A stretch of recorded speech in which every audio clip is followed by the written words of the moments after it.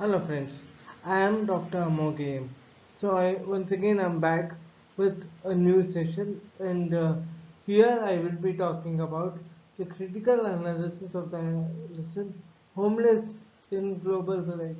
Actually that is an essay by Vandana Shiva, and in the previous session I have dealt with the authors. I've given you the details about Vandana Shiva who has written this essay, and I've given details about her birth, date of birth, birthplace, and her education and her association with her association in writing the book and the name of the book from which this essay has been taken. All those details have been given in the last session, and now in this session we will be critically analyzing the lesson. So let us begin the critical analysis of the lesson Homeless in the Global Village by Vandana Shiva. Critical analysis.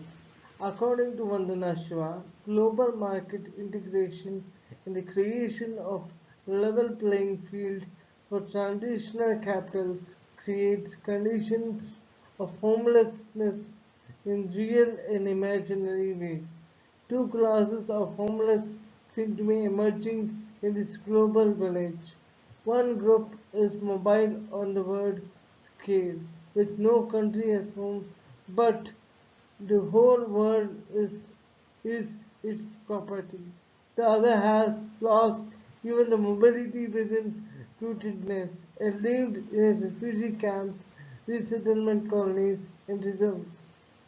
The cumulative displacement caused by colonialism, development, and the marketplace has made homelessness a cultural characteristic of late 20th century. So now, at the very beginning of the essay, actually it's an essay, and at the very beginning of the essay, she tries to bring out the meaning of homelessness in the global village. So, according to Vandana Shiva, global market has created uh, it has created conditions which made homelessness in reality and imaginary as well. So, according to her, two classes of homeless people can be seen in this global village. One group is mobile. It is mobile and it goes country to country, but no one is no, it can. So this group considers the whole world as its property. It goes everywhere. This group goes everywhere and spends some time in each country and considers each country as its own. That is the first group. But the second one is it doesn't move at all, and it has lost mobility and within rootedness, and it has reached to such a state that this group has to live in refugee camps. It doesn't have shelter at all. This group has to live in refugee camps, resettlement colonies, and reserves. So the situation of second group is pathetic, to say least. And then the author focuses on the cumulative displacement which has been caused. So, according to Vandana Shiva, it is the effect of colonialism and developmental activities which have led this which has led to this situation of homelessness. And she also believes that this homelessness is very much a characteristic, it is a very much a feature of 20th century. So according to her, is homelessness, the feature of homelessness is a gift of 20th century to the world.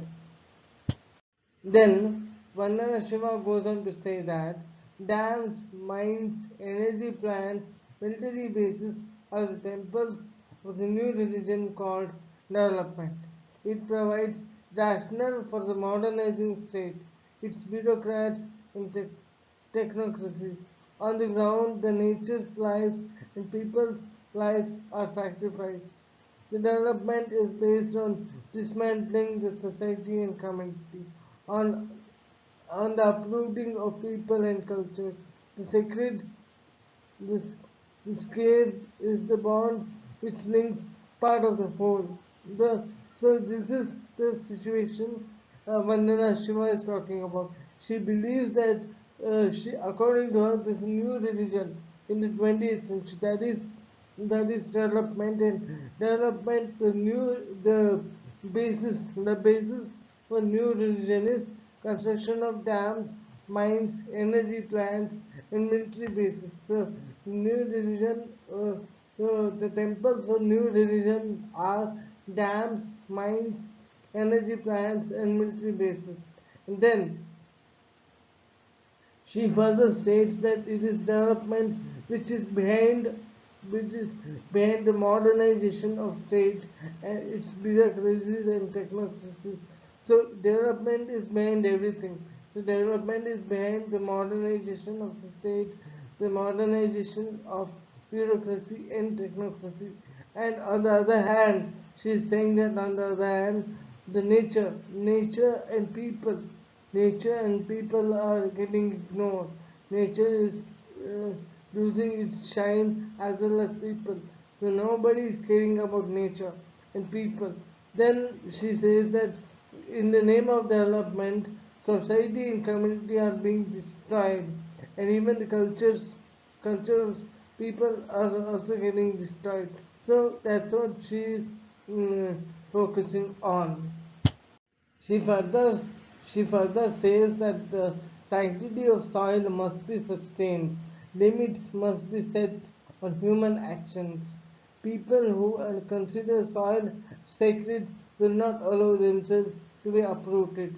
Development requires a police state and terrorist tactics to wrench them away from their homes and homelands and consign them as ecological and cultural refugees into the wasteland of industrial society. Bullets as well as bulldozers are often necessary to execute the development project.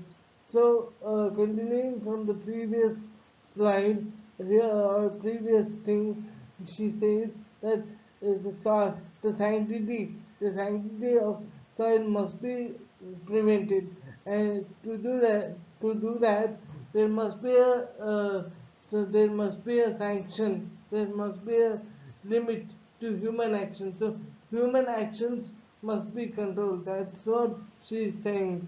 And she further says that if believe people believe that soil is sacred, then they will not go away from their places. That's what she is saying. And then she is saying that according to her, the requirements for development are the preliminary requirements for development are a police state and terrorist tactics. So the tactics used by terrorists and a police state are very much required for a developmental state.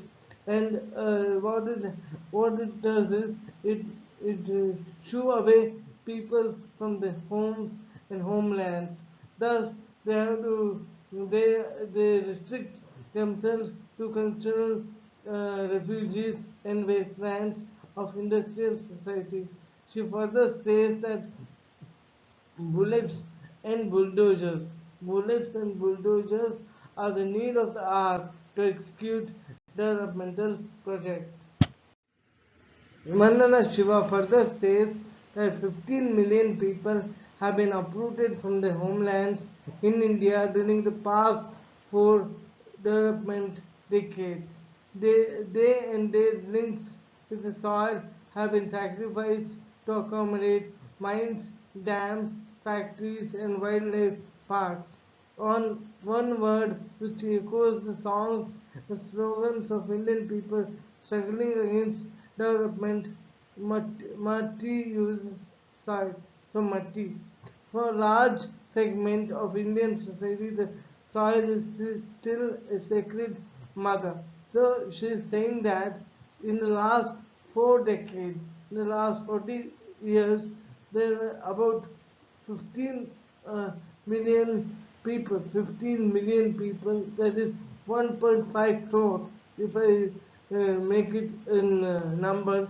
If, 1.5 crore people have left their homeland, their birthplaces, their towns, just to make development happen. And thus they lost out the links with their soil, with their places. And why this has happened? Just to make development happen, just to um, come up with mines, factories, and wildlife parks. And then she says that the people who doesn't want to go away from the soil, they always come up with the slogan matti, meri mati hai. Mati means soil. And thus she also says a large number of people, the big part of Indian community still considers soil as mother. So still they are very much rooted to the soil. Soil means their place. They don't want to leave their place, their soil. And that's how Indian culture is. Vandana Shiva quotes the passion of Adivasi people towards sacred soil. She mentions about Save, Save, Gand, Save Gandhamadhan movement in the Damanti, a 70-year-old woman of the movement. The Gandhamadhan hill is, has not only natural significance but also mythological importance. It, it has to be de- desecrated by Bharti Aluminium Company Balco to, to mine bauxite. Another important mountain is Amarkantak. Amarkantak, the source of rivers Narmada, Son and Mahanadi, is to be targeted for reserves. The police have failed to stop the developmental projects.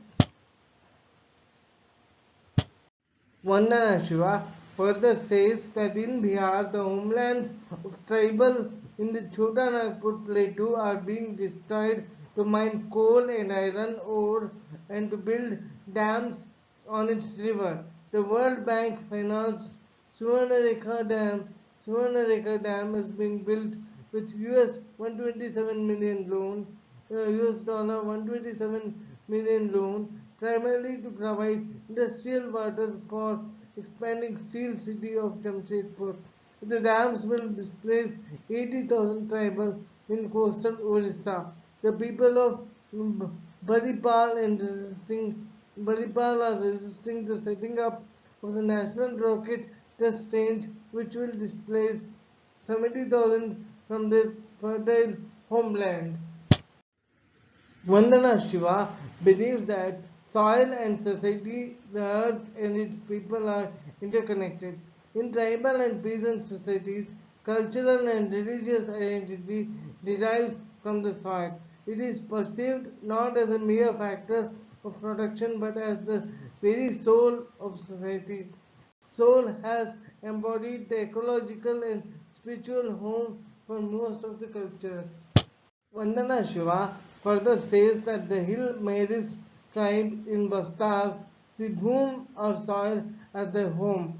Srinagar Bhum is the universe of plants, animals, trees, and human beings.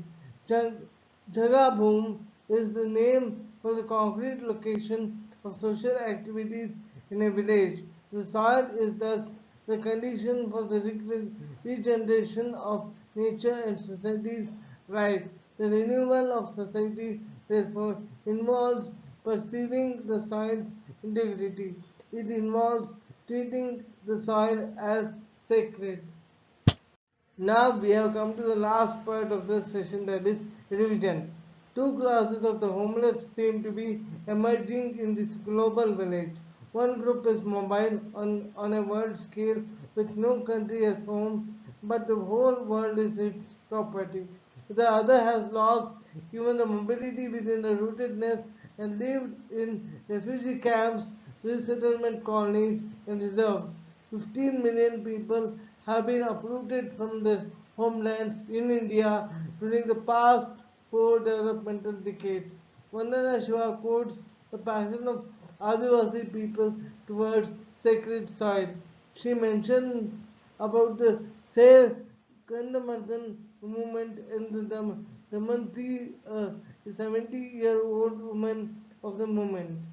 So with this, I would like to end the session. I hope you understood the critical analysis of the lesson or the essay with homelessness in the global village. Thank you. I would like to come again. I would like to speak to you again or meet you again with another topic and another session. Till then, take care, be safe, and be happy. Thank you all.